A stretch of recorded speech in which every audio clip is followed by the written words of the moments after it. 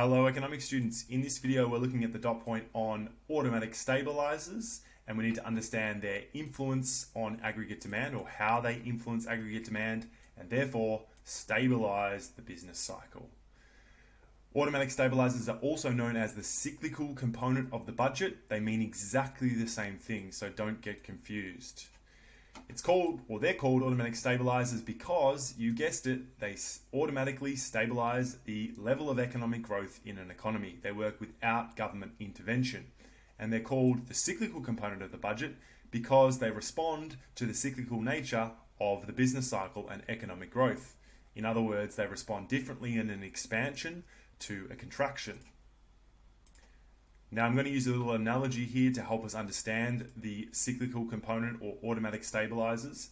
You may have seen lots of Teslas driving around Victoria. They're becoming more and more popular. One of the interesting things about a Tesla is that it has an inbuilt self-driving mechanism. And you can see this guy over here, he's having a little sleep at the wheel and the car is doing the driving for him. Now this is important because automatic stabilizers work without any government intervention. So you can imagine that this is Jim Chalmers sitting at the wheel of the budget, and he's not going to touch the brake or accelerator, and he's not going to touch the wheel. So how do automatic stabilizers work?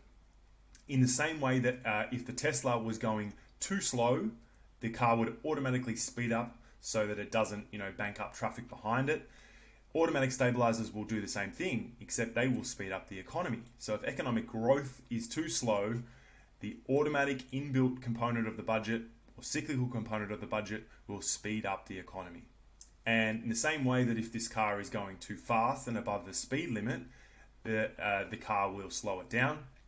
The automatic stabilizers will slow down economic growth when the economy is growing too fast. Now let's have a look at what this looks like on the business cycle, because of course that's what the dot point says. So if the economy is going too fast and we're going into like a steep expansion, the automatic stabilizers will kind of smooth this out. So we'll still be growing just by a slower rate. And if we're moving into a contraction, the automatic stabilizers will, rather than having like a deep, even recession or a deep contraction, automatic stabilizers will kind of smooth out the level of economic growth. So the idea is that we have a nice, smooth ride, to extend that car analogy. So we're going to look at two specific automatic stabilizers. The first one is on the revenue side of the budget, and we've got the ATO here because we're going to look at income taxes, which are of course the taxes households or individuals pay on their income. And over here on the other side, we're going to look at outlays. I've got Centrelink here because the type of outlays we're going to talk about are welfare, or more specifically, we're going to look at the job seeker payment, because in Australia, if you're not working, you get paid job seeker, or if you can't find a job, you get paid a job seeker payment. Now these things work in tandem, because if the income tax is doing most of the work, it's increasing. On the other side here, outlays or welfare spending is going to decrease, and vice versa. If income taxes are decreasing, then welfare is going to do more of the work over here, which is why I've got this little balancing act here. So let's think about how automatic stabilizers will actually smooth out the level of aggregate demand and the business cycle. Firstly, let's think about what they would do in an expansion, when the economy is growing and the unemployment rate is decreasing. Well, think to those two mechanisms before, the tax revenue and the welfare spending. In an expansion, tax revenue collected by the government will increase. And that's for two reasons. One, more people will have a job, and so they'll be paying more income tax. And also, there may be an increase in wages because economic growth is increasing and the labour market might be tightening. Remember, we have a progressive tax system in Australia, so the more you earn, the more you pay to the government.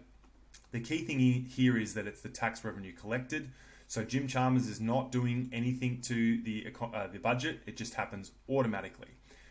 This slows the growth in aggregate demand, or smooths out the business cycle, because the budget is taking more money out of the economy. Now on the other side of that mechanism, welfare spending is going to decrease because more people have a job and less people will qualify for job seeker payments. Now again, this is going to happen automatically. Jim Chalmers doesn't have to tick off and say, yes, no, that person gets it, no, that person doesn't. It's inbuilt and it happens automatically. How does this slow down aggregate demand growth? Well, it decreases injections into the economy.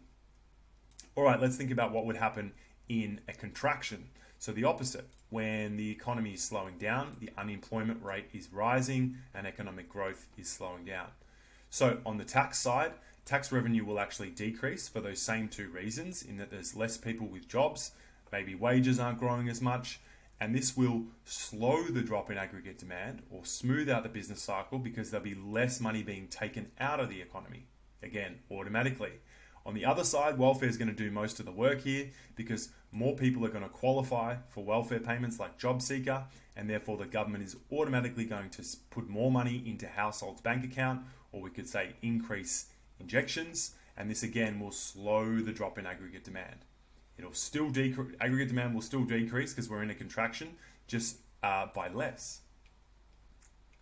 Okay, let's look at what this might do on the business cycle. So remember, when in an expansion, instead of heading into this, big boom, we're going to slow down economic growth because tax revenue will increase, and welfare payments will decrease. And the opposite would happen when we're moving into a contraction. Rather than going into a deep recession, we're going to smooth out that drop for the opposite reason. So to summarize, automatic stabilizers smooth out the business cycle. They do this without government intervention.